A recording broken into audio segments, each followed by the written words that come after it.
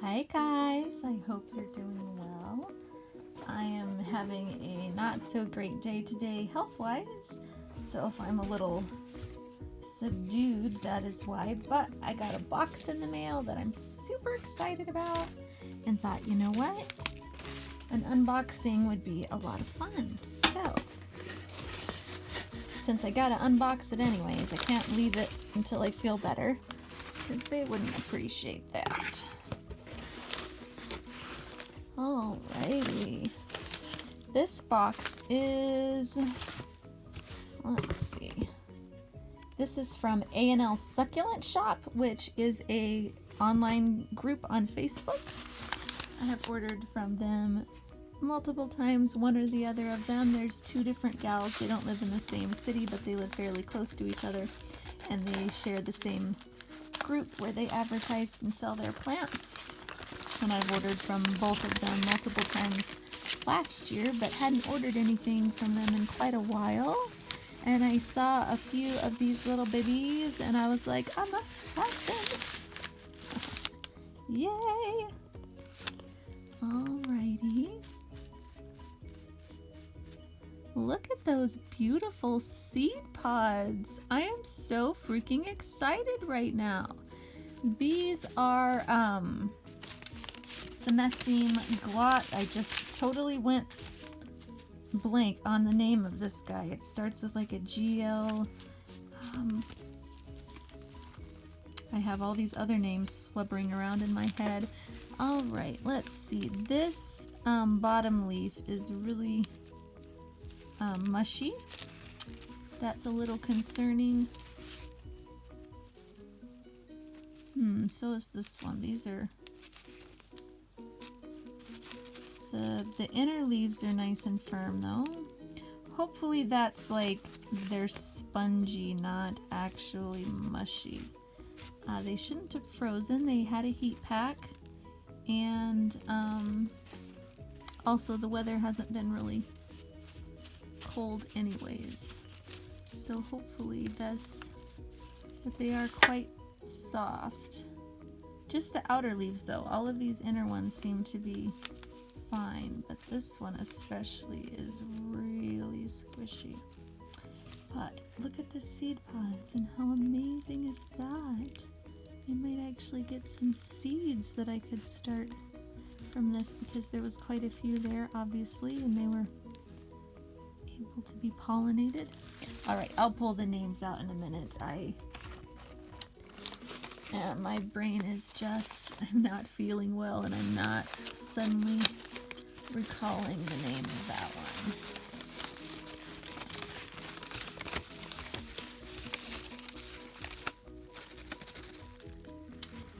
This looks like a little ruby necklace. Yep.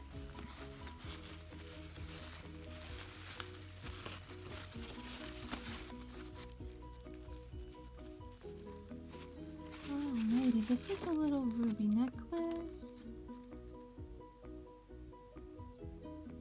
This is a bit soft too. Almost like it was frozen kind of soft, like that's the texture, and usually they don't ship them with any really soft kind of rotted looking stuff on them, so I bet this happened in transit. But hopefully it'll perk back up. Hopefully it's just soft and will plump back up. There wasn't a lot of paper between these. Usually in the winter there's paper around the outside and then they're wrapped, but they were just kind of wrapped and put in there, and there wasn't a lot of extra paper around them. And then the heat pack was on top, so I don't know if the cold is what's going on with these guys or what. This looks like the other little ruby necklace.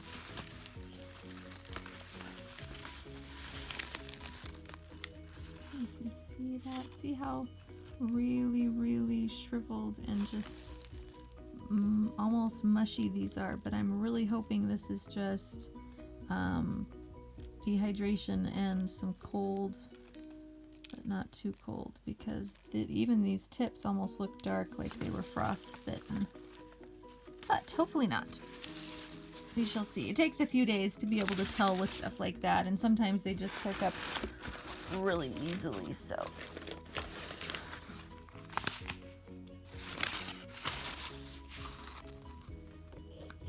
Raise this up just a little bit more here.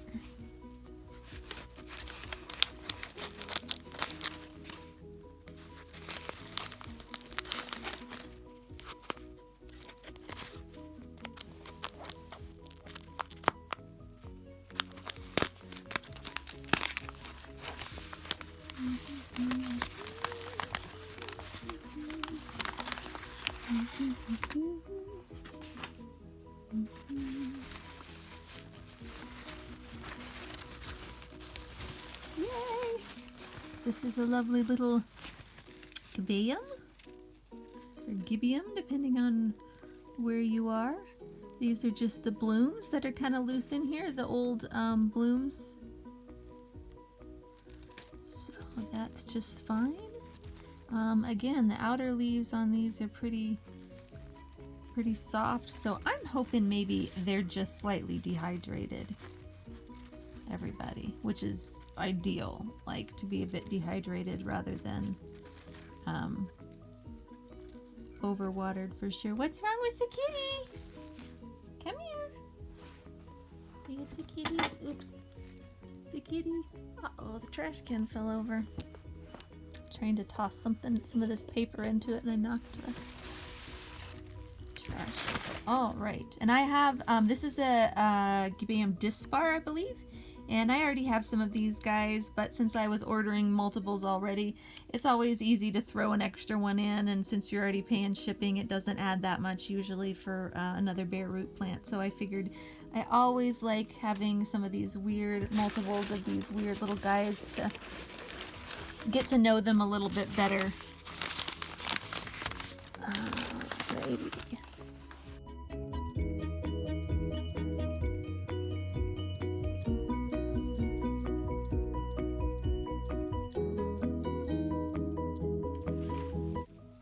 Because you can never really get comfortable with the plant when you just have one or two even. You need, this is a lovely, actually I don't think this is a Cherodopsis. I was just going to say this is a new Cherodopsis that I'm adding to my collection, but I don't think this is. I think this is a, starts with a V. Wow, you guys, this is what happens when I make videos when I feel rotten. For any of you who don't know, I have been really, really deathly ill, like deathly ill for the last 3 years, and am coming out of it slowly, but I'm still in bed most of the time. And just this last week, I got all the way off. I was on astronomically high doses of pain medicine a couple years ago for a really terrible infection that attacked my nerves and caused insane amounts of pain. And I was having seizures, and so many seizures that the doctor said, well, either you can have permanent brain damage or you need to go on pain meds, like major pain meds. And so they started me off on oxycodone, and then went up to morphine, and then went to methadone, and then went to fentanyl eventually. And I was on 200 micrograms an hour of fentanyl for a couple of years, and have been weaning off of that.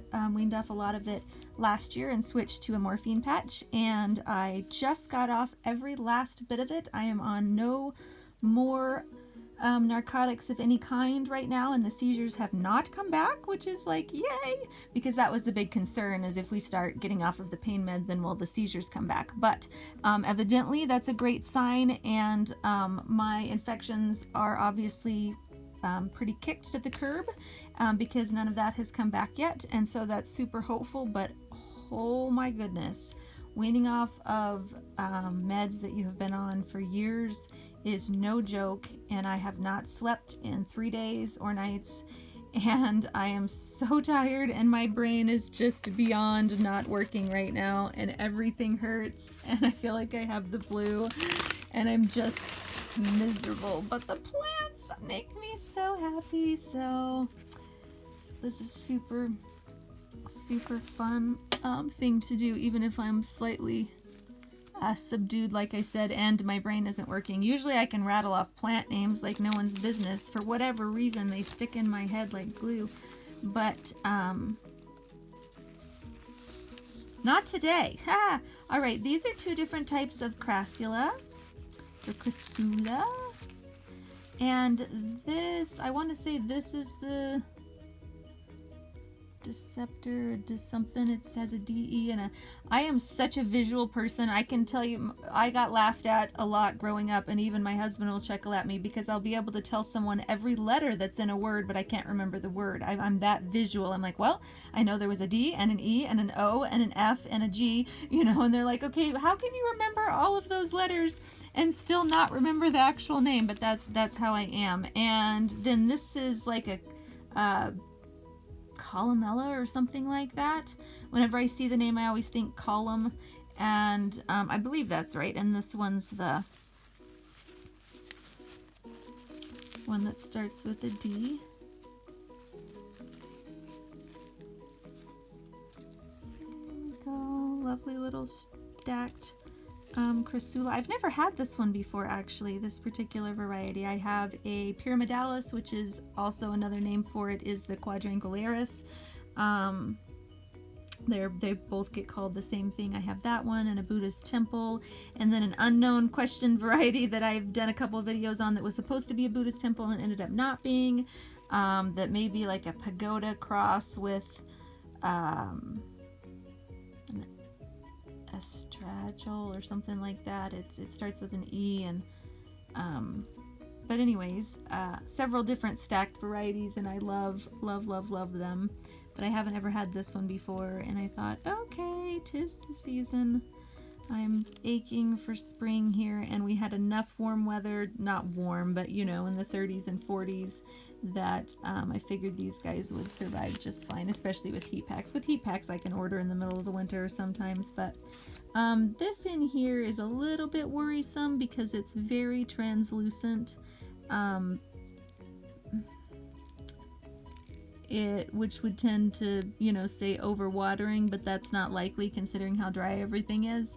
So I'm again concerned about the cold, that this got too cold. As long as it doesn't die back and hurt everything else, which even if it did, I could probably start this, you know, all three of these and root them again, but I really don't want to do that. I'm too tired to mess with that. I just want to be able to plant these guys up. So hopefully this was just planted like a little bit deep and shoved in with a bunch of other plants, and the bottom just kind of got not enough light and maybe some shipping trauma or water trauma. And this lovely little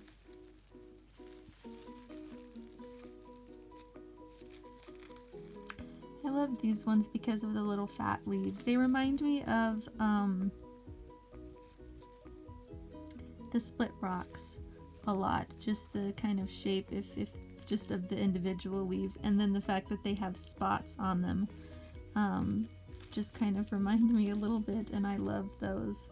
I love anything with really fat leaves, honestly. I am just a sucker for fat-leaved plants like this. Oh my goodness, these guys, they just make me so happy.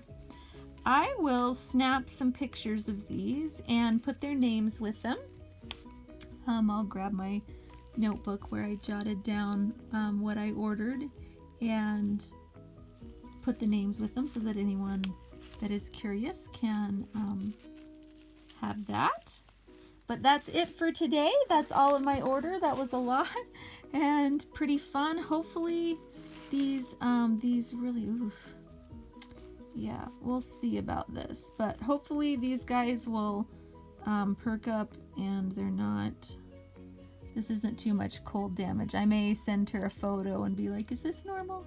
Because they're super nice, and sometimes it's like, oh yeah, that's what they look like when they're shipped. Because other than this guy, I haven't had any of these other, I haven't ever had any of these other guys shipped. So sometimes there's certain plants that it's kind of like, yeah, you just expect them to show up a little bit sad looking, and they just recover fine. Doesn't look like this is a seed pod, so I can probably pull that out. These guys, for whatever reason, they get damaged really easily. These leaves you can't really see on the camera, but they look and feel like they're covered in velvet. And if you look at them under a microscope, they actually have all of these tiny little hooked hairs on their bodies. And so I don't know if that plays into it or not, but these guys seem to get splits and dings and damage just super easily for whatever reason. Yeah, see looking here, this is kind of a dark circle. It worries me that got too cold.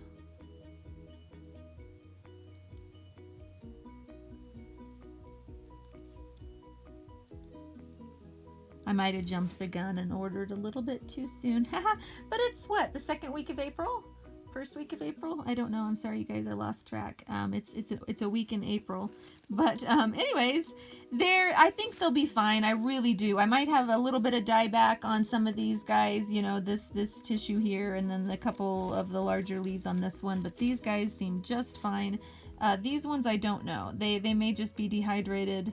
Although they look a little strange, not quite like I would expect for dehydration, but everything's really bone dry, so it's quite possible that they just got dehydrated shipping out here, especially with these really tiny stringy ones. Any of the more stringy fine stemmed ones, the leaves can tend to dehydrate fairly quickly. So we will get them potted up. Probably not today, I'm not feeling up for it, but at least I will expose them to some light until they get potted up, and we'll go from there. I'll keep you guys updated on how they do.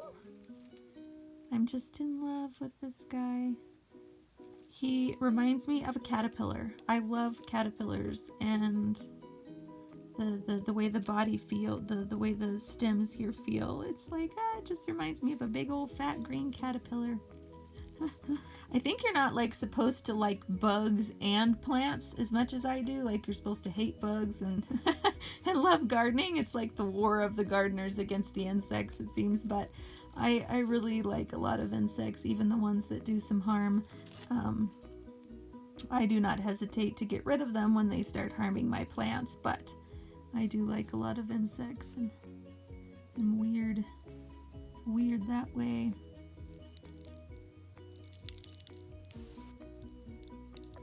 Yeah, see, again, if this was overwatering, which is really what it looks like at first glance, like if you're just looking at an individual leaf, but if it was overwatering, then it's not very likely that there would be these dried out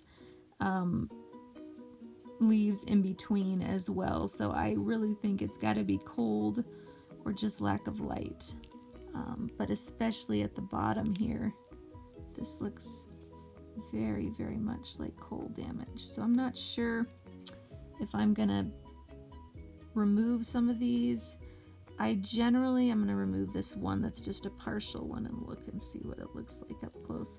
I generally don't like to remove leaves on crassula like this until they dry up, because they're connected to the stem and each other across the aisle, so to speak, across the main stem, and you can just really end up causing a lot of damage. But yeah, it really looks like either overwatering or cold. So I'm hoping it's just shipping. Hopefully it's just shipping, some shipping trauma. I'm going to leave this, and I may actually put just a little bit of a antifungal powder around this just as a preventative. But all of this is really nice and dry and firm, and everything is well attached. So hopefully that's not too worrisome in the future. Alrighty, I will talk to you guys soon, and if you would like to join the Facebook group, please do so. There will be a link in the description box. Also my Instagram, if you would like to follow me there, which is I'm off and on there as well. And yep, I think that's it for today. I hope you guys have a fantastic day. I will post individual photos and their names at the end of this. And until next time, happy growing!